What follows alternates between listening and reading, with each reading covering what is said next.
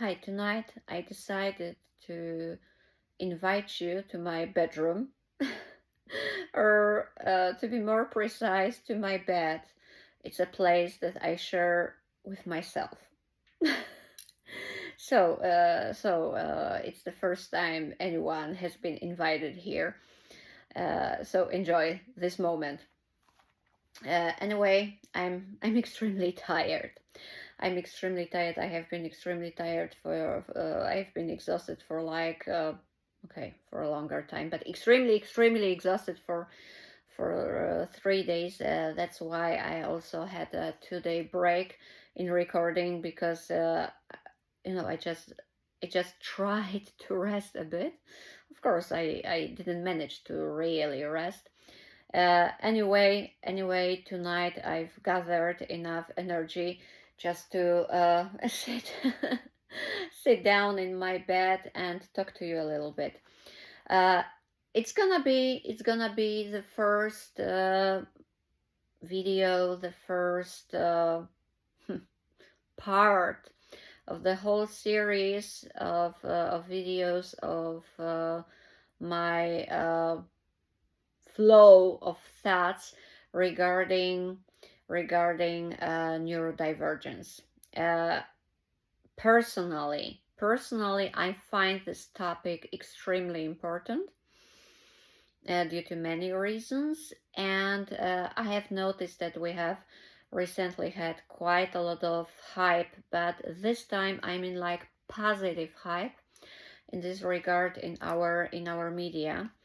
Uh, so of course it's something that has been here for many years. I mean, not only the phenomenon of neurodivergence, but also kind of social attention in this regard.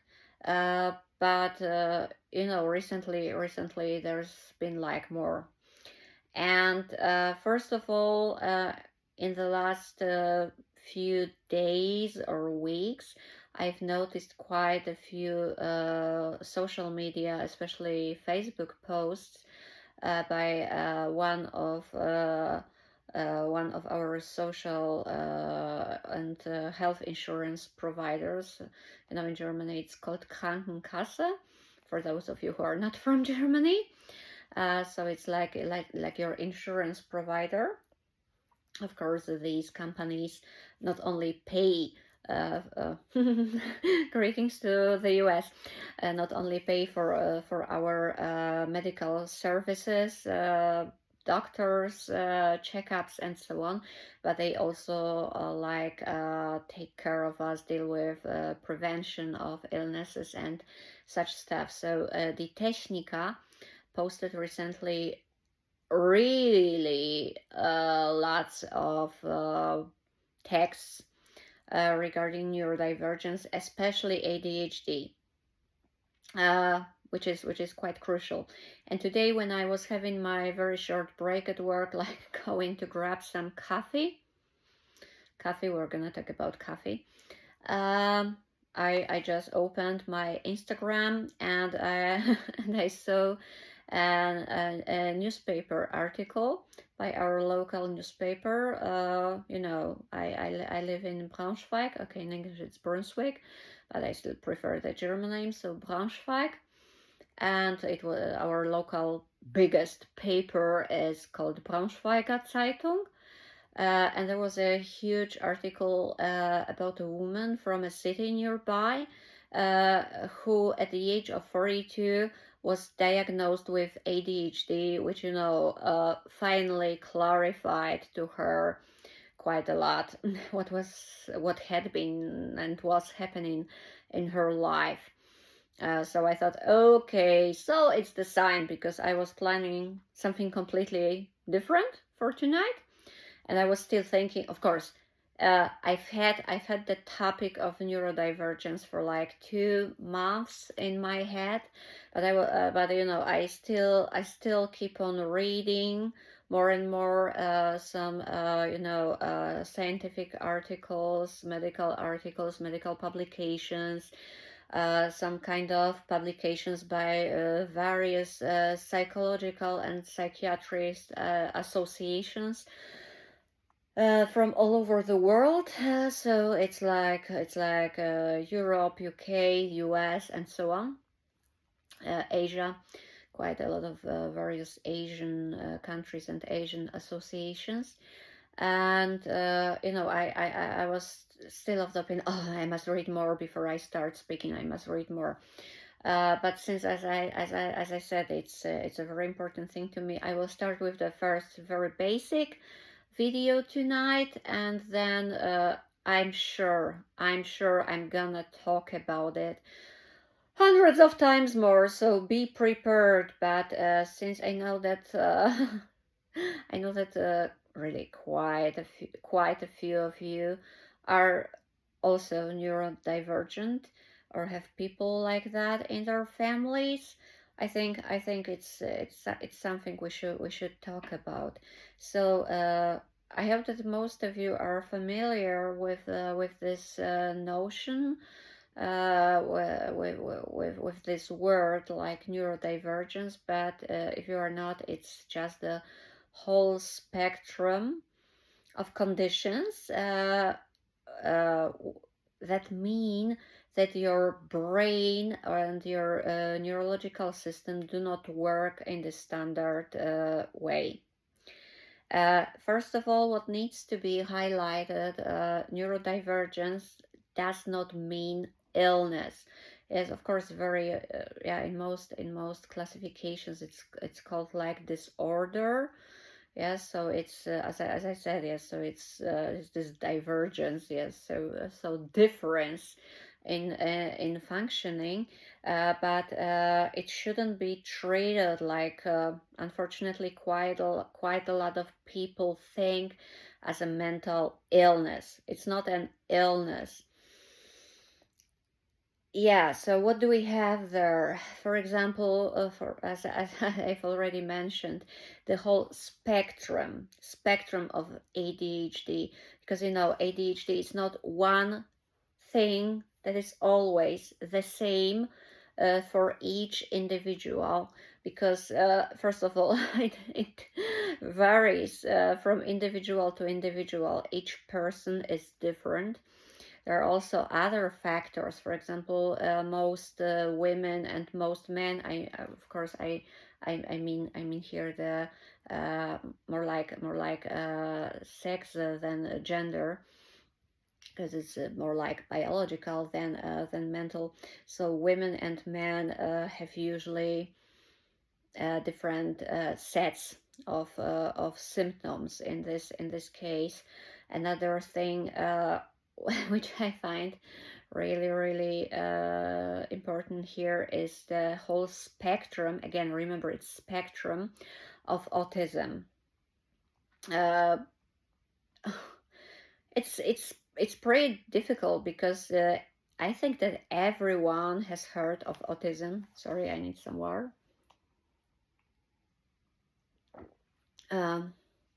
Everyone has heard of autism, but most people, I will risk this statement, that most people who have never dealt with autism, or were not aware of it, they think that autism is also like one thing, one set of symptoms or problems or challenges which were shown by pop culture, by some movies some years ago, and that autistic people are really not able to function in the society, that they are weird and so on. The word weird will be used here quite a few times.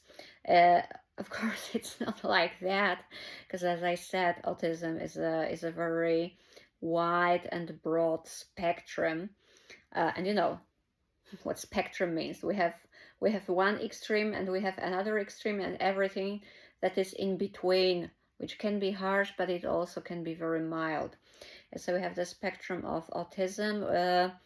We should also mention the Asperger's syndrome, because for many years it was regarded as a separate disorder. I think for many years, even as an illness. So when we think of Asperger's syndrome, mostly the term uh, uh, started to be used like in the early 1990s, like about 94, until like about 2013. It's been regarded as a separate condition, and starting from 2013, it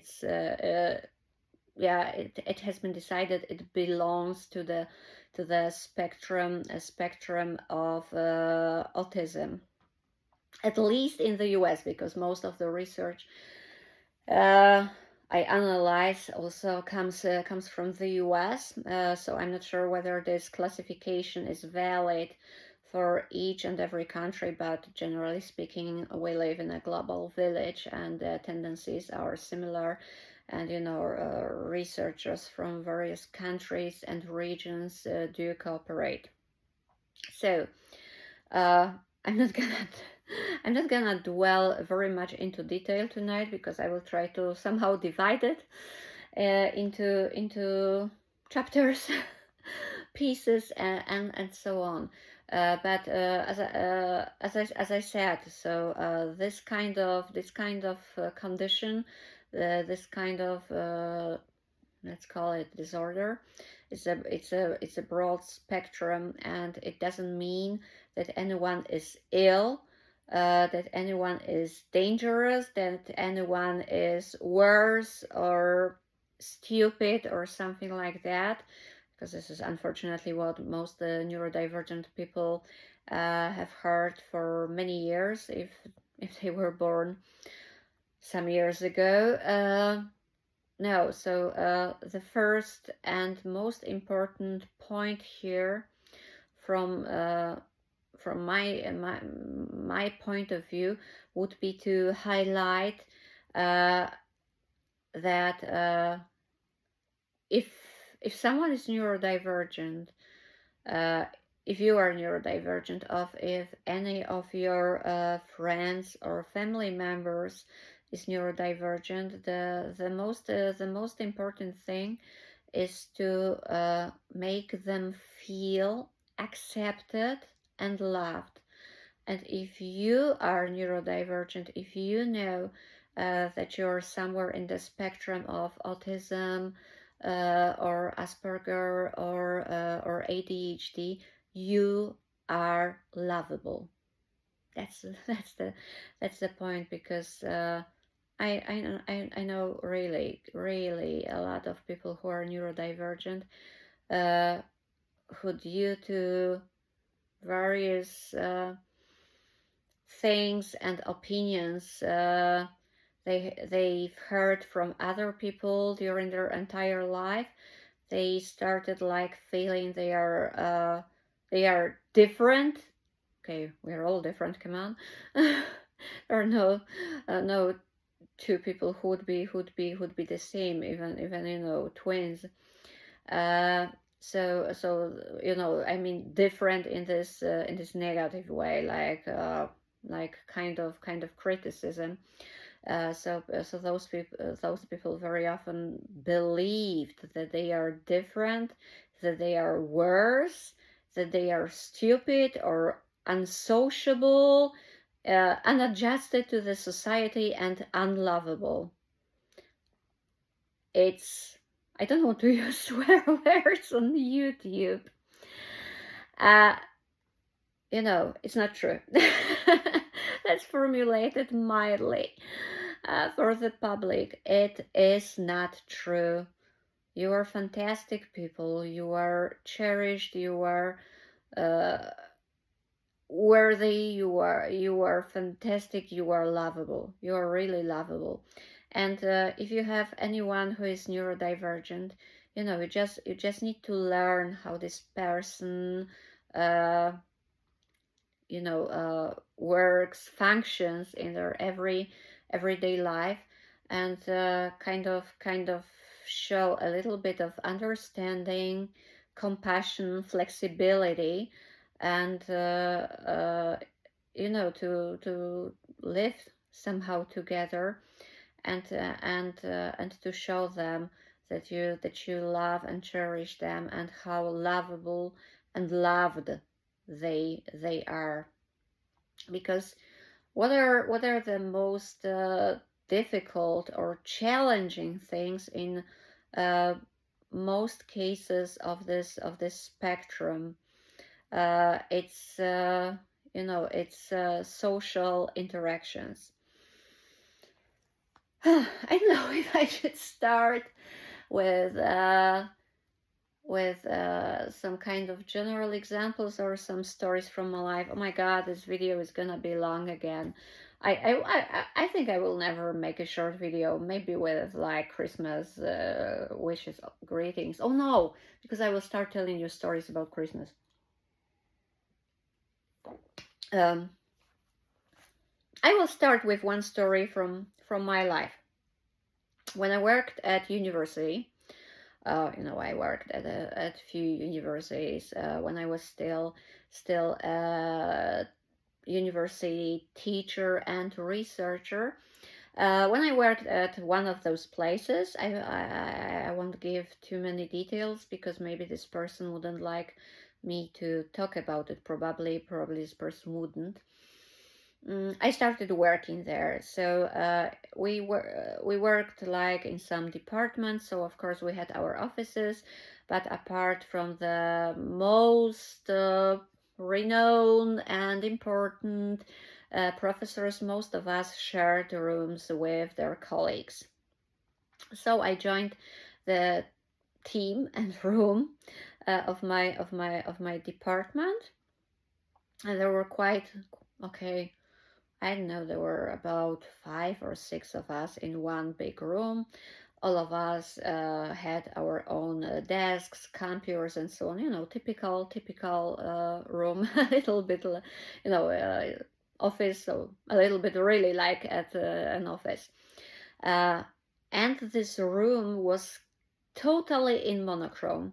Everything was white or gray, 50 Shades of Grey, no kidding, and white, gray, and black. So there was like no color apart from one plant that belonged to my colleague and friend at the same time, and this plant was half dead because she always forgot to water it.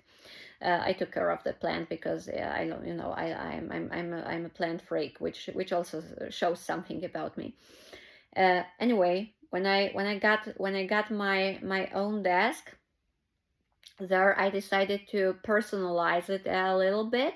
So I decided to put there, and my desk was by the window. It's also important. So I had like a ledge there. So I decided to put a few things together with some really small plants. And you know what? They were colorful. Okay, those of you who know me as a goth girl for most of my life, who wore for many years only black clothes. Yeah, only black clothes now. I started wearing also color.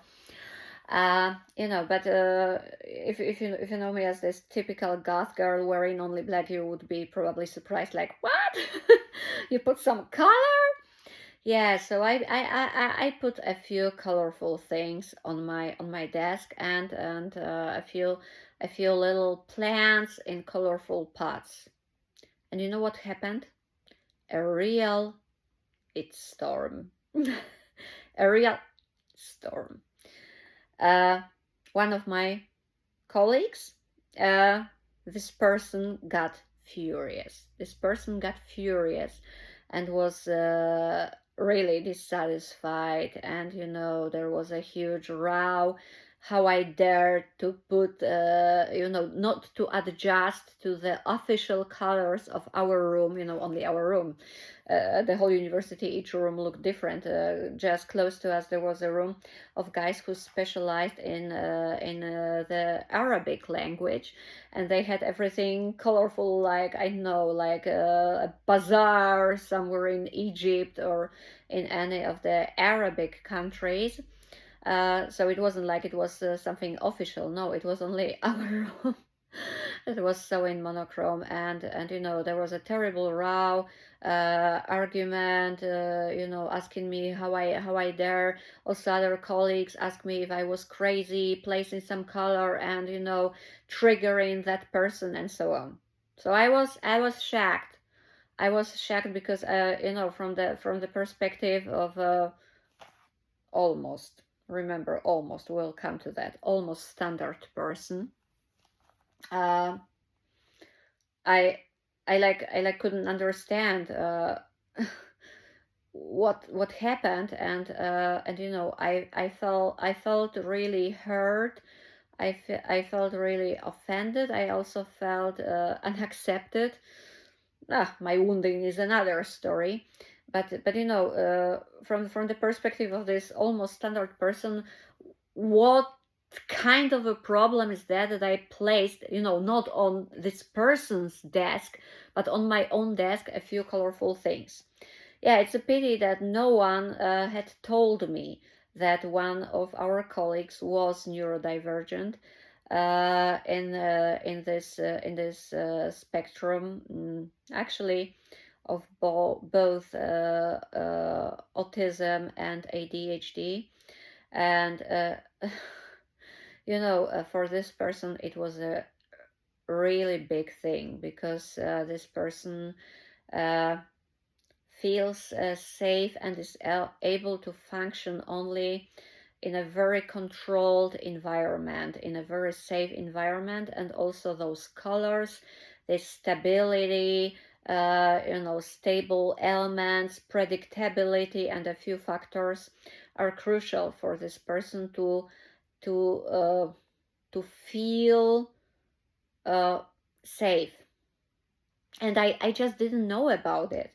So once again, had I known about it, I wouldn't have placed so many colorful things, or I would have asked this person first, like for their consent, so that it could be their decision and it would be completely different. But this person felt really stressed because of me. So it shows you uh, how sometimes it works. I'm not saying that it's the same in the case of each and every person, because I told you it's a spectrum. There are various things that may and are difficult or a little bit challenging for people whose brains process the data around the whole world around in a slightly different way.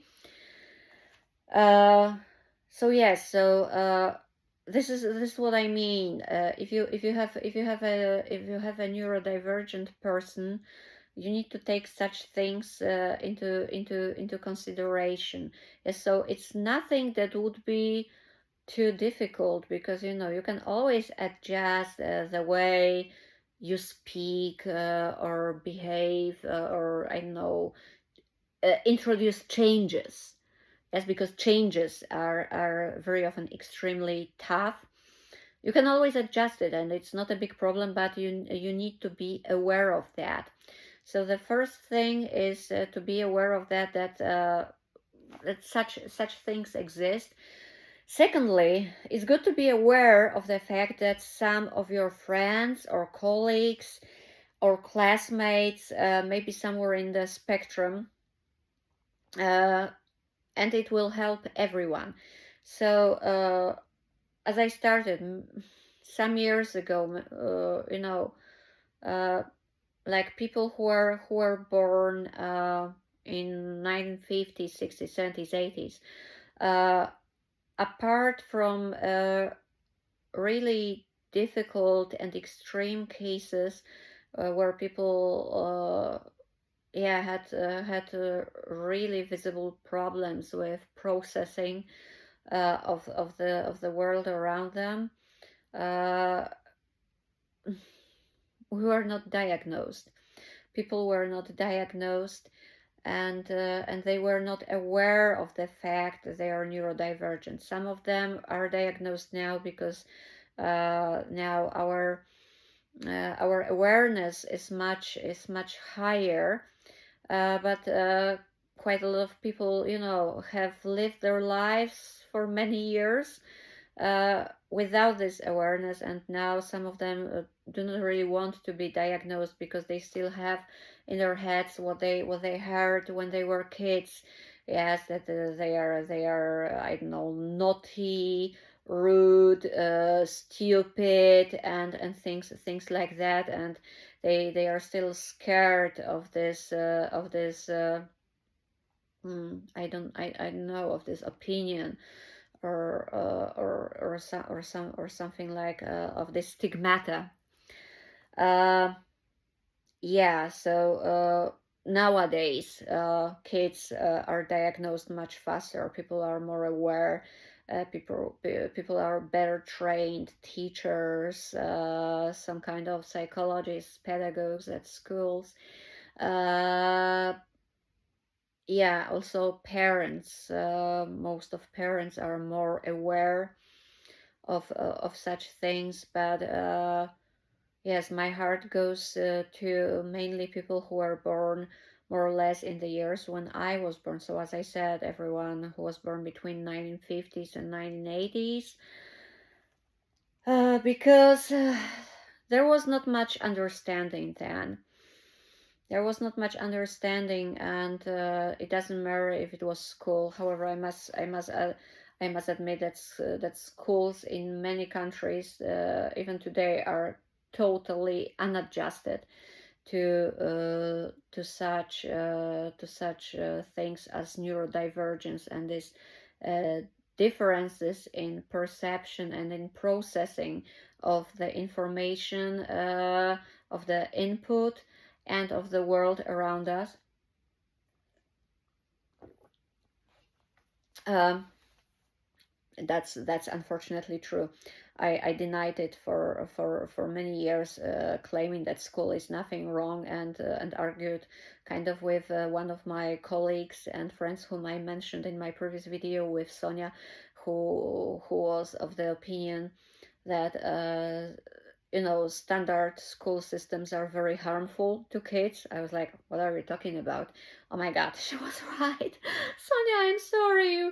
You are totally right again. You're such a clever person. I have always known that you're a clever person, but I'm really impressed how many things you had seen before I saw them. Anyway, people who who lived in those years and who went to schools in those years, who were misunderstood by their parents. I remember when I went to school, so the whole society was of the opinion that people are either clever, intelligent, or stupid. And if you had good grades, unfortunately, I belong to people who had always had good grades. If you had good grades, you were clever, you were nice, you were a valuable person. But if someone had like low grades, they were perceived simply as stupid and lazy. Of course, there are and there were some people who just didn't feel like learning. However, I suspect there is also some kind of disorder, or maybe illness, or something like that in numerous cases. But I also remember quite a few people who were trying really hard, but due to various reasons were not able to get those good grades. And nobody asked why. I will talk about it more later, because it's a very wide topic. However, mm, most most Yes, probably most people who are somewhere in the spectrum, they have problems, for example, to concentrate when it is too loud, or when the light is too bright, and such environmental factors disturb them. So even if they learned something in the calm environment at home, they were not able to concentrate at school, where it was too loud in the classroom with too many people talking, additional sounds, those harsh lights that we had in our classrooms and so on. It was something really disturbing. And then, those people were not able to concentrate, they were not able to pass their tests, examinations, and so on. Okay, I will. Oh my god. It's over half an hour as I'm talking. I'm a talker. I'm a talker due to various reasons. I will tell you in some of the following videos why I'm a talker. Anyway, people who are not able to get good grades, they heard they are just stupid, they are just lazy, and their parents and very often their teachers also use the arguments: if everyone can learn it, why can't you? You are stupid, you're not going to study, you're not going to go to a good college or university or something like that. Go to a vocational school because this is all you can. Vocational schools, of course, are also necessary. We need all professions and trades. And we should respect everyone doing every and any job, because how would we survive? Well, we cannot survive without doctors or teachers, but we also cannot survive without trash collectors, or I don't know, shop assistants, cooks, chefs, and so on. Oh my god, cooks and chefs are especially important. I'm a tourist, I love eating. I love chefs and waiters and waitresses. I love all people. Oh my god, I thought, no, I don't have my motivational card. It's somewhere else. Unfortunately, I will show it next time. It's also a card from Sonia, which says, I love myself, I love other people, I love the whole world. And this is true. So I love the whole world. I love all of you. Anyway, I'm trying to finish my thought. And those extremely clever and talented people were sent to some schools. Sometimes they found like happiness and fulfillment there, learning some traits. But in numerous cases, they also ended up being like underqualified for their skills, because nobody adjusted the environment to their needs regarding the learning environment, tests, examinations, and so on. But trying really to finish, I will come back to this topic because I find it really crucial. But what I want to say, if you're like me, if you are in your 40s, 50s, 60s, and so on, and you heard that you from your parents or teachers that you are stupid, and all you can do is to be a hairdresser or a chef. Oh my god, I think that those days people didn't even use the word chef. Cook.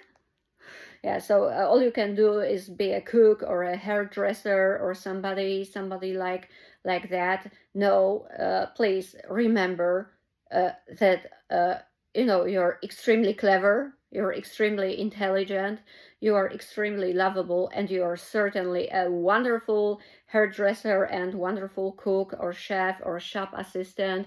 And I'm so grateful to you that you exist.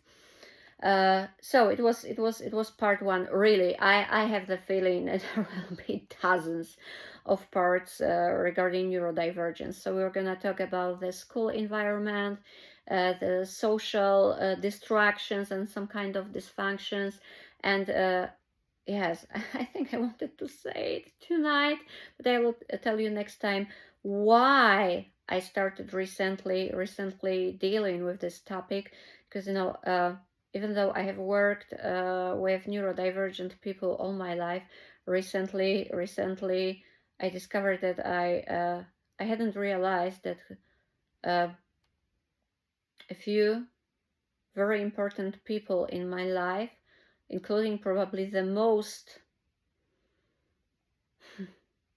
important, yeah, let's call this person the most important person in my life. Okay, it's not like it's somebody I live with. No, it's much more complicated, but someone I know became the most important person in my life. That they are neurodivergent, and it it it shocked me. It shocked me. I got shocked. Oh my god, I hope I'm not transferring some German structures now, because my brain has been doing it for the last 5 years, more and more frequently and intensely. So I was shocked. I was shocked that I hadn't noticed it before, till it struck me like a lightning. So with my lightning and light bulb moment with my war in my plastic cup, I wanted to thank you for your attention, and I promise, yeah, it's been really chaotic, but I promise there will be much more content about it. And I hug all of you, no matter if you feel standard, if you are standard, if you are anywhere in spectrum.